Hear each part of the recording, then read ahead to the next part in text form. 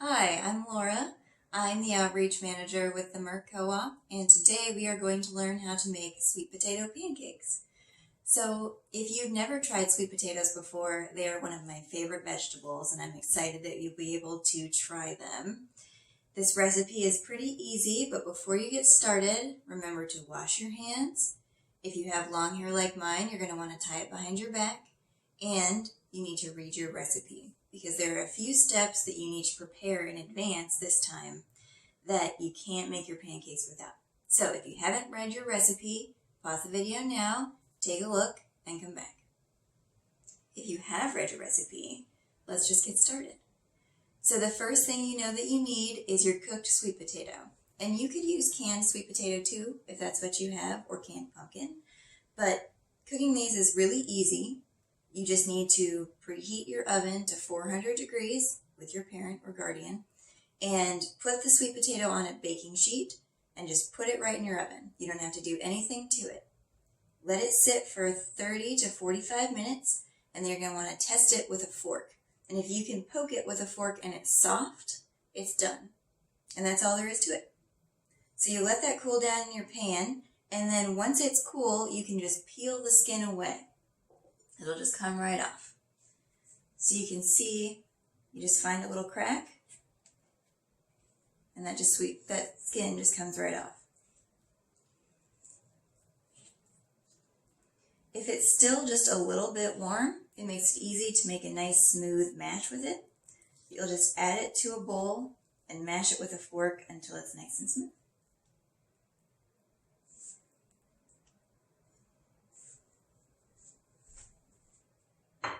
I'm going to wash my hands quick here since my fingers are a little sticky.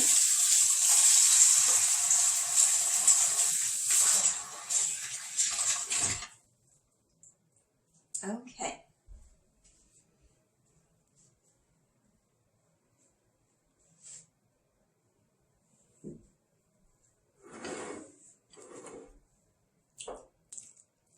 So you can see the sweet potato is nice and soft, and just with a little bit of pressure with your fork, it'll mash right up.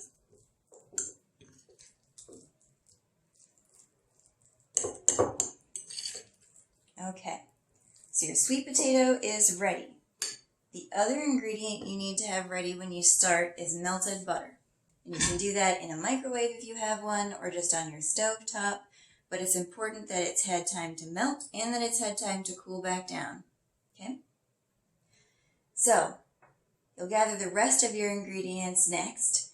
We have vanilla, milk, an egg, and brown sugar, and those make up what's going to be in our wet ingredients. Usually in a recipe, when you're baking especially, you separate your wet ingredients and your dry ingredients, and then you add those two things together.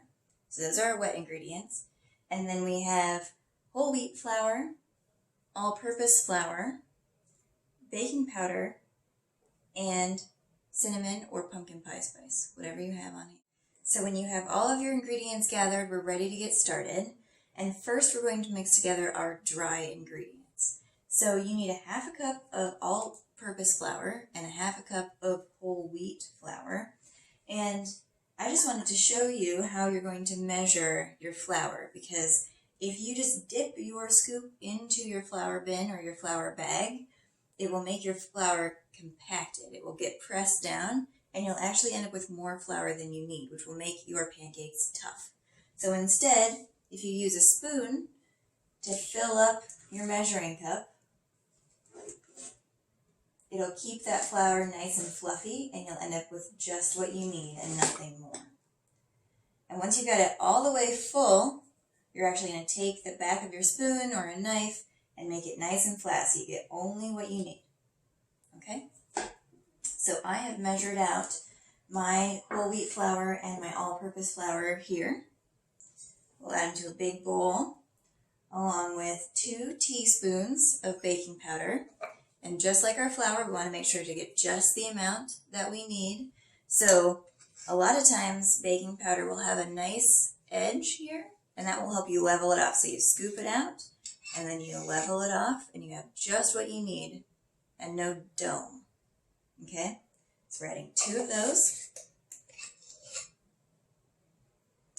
And then we just need to add our either cinnamon or pumpkin pie spice. And I like pumpkin pie spice because it has a little bit of extra cloves and nutmeg and things like that, but it's whatever you have at home. And then we're going to whisk those ingredients together.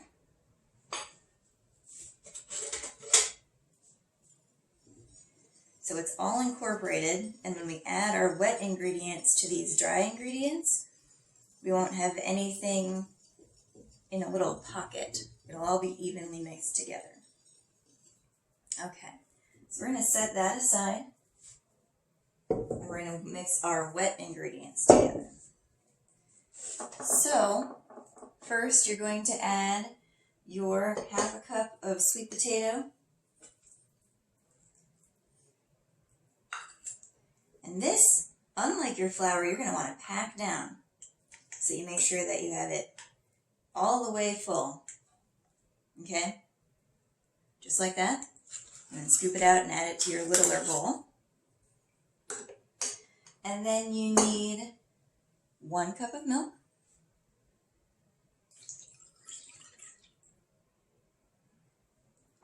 You need a little vanilla. You're going to add your egg.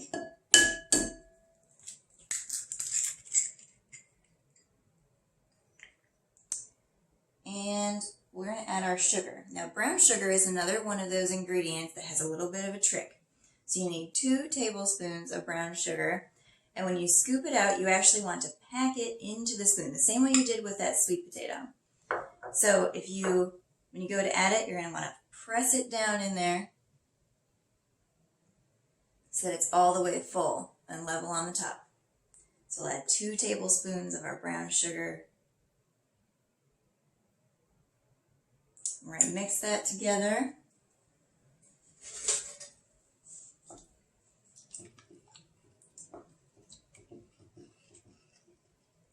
And it's important to make sure that your butter is cool, because if you add hot butter to your mixture with your egg, you can actually cook your egg, because eggs are so sensitive to temperature. So make sure that your butter is nice and cool before you add that in.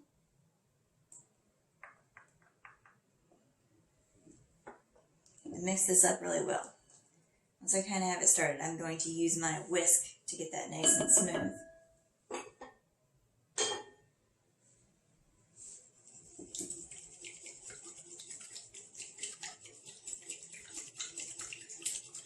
Okay, so now is when we're going to add our wet ingredients and our dry ingredients together.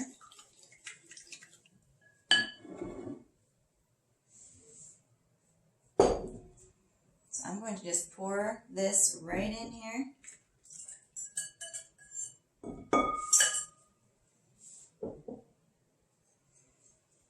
And stir it around. Now, it's important to mix it just until you don't see any more dry flour.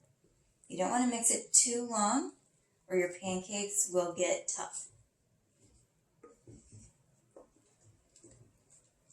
Okay, see, that doesn't take long at all. Now that you've got this ready, we're going to let this sit. We're going to heat up our pan, and I'm going to bring you over to my stovetop so you can see how to flip your pancakes. And the trick is to just let them sit a little longer than you maybe think. So you can see our pan is warming up, and you want to make sure your pan is nice and warm before you get started. You'll know it's ready when the oil that you've added to the bottom of your pan can move really quickly. So mine's just a little bit slow. I'm going to let it heat up a little bit longer. And then I've got my pancake mix right here. And I like to use 1/4 measuring cup so that all my pancakes end up the same size.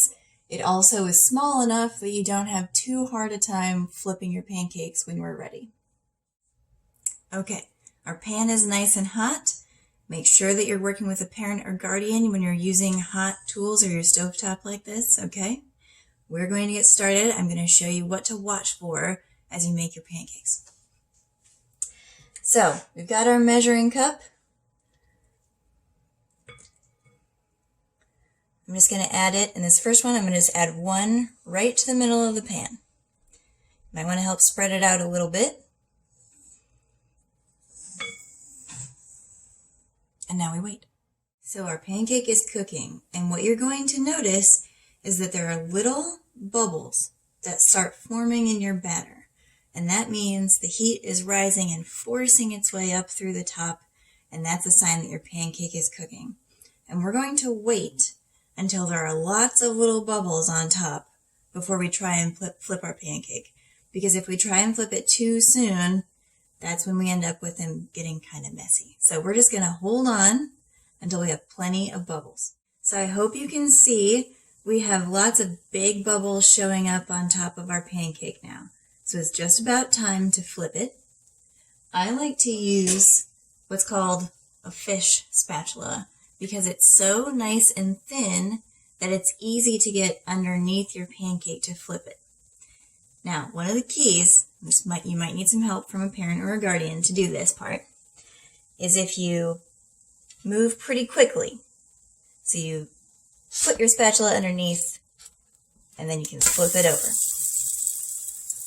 You can see it's nice and golden brown on the bottom. We didn't have to test it out or anything. It was ready to go because we saw those bubbles coming up to the top. So to see if it's done on the bottom side, you're just going to use your spatula and you're going to peek underneath.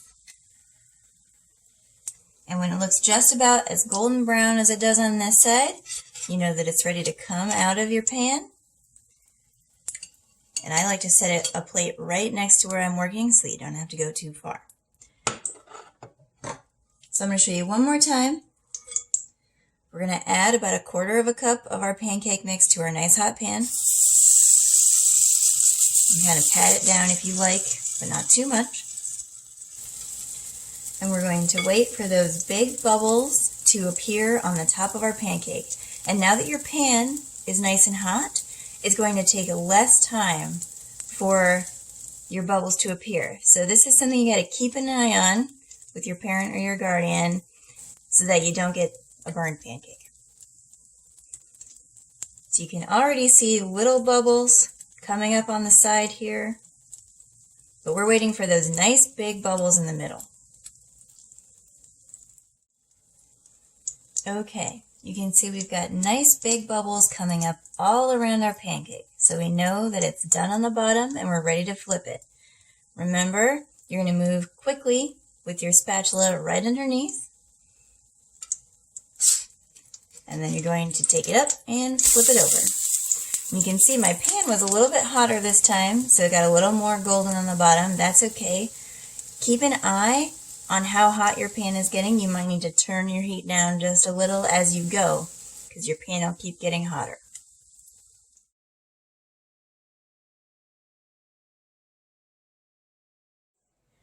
So your recipe should make 8 to 10 pancakes, depending on what size you end up making them. And then you can top them with maple syrup or a little bit of yogurt and jam or peanut butter, whatever you like. Send us some pictures if you end up making these at home, and I hope you enjoy. Thanks for joining me today.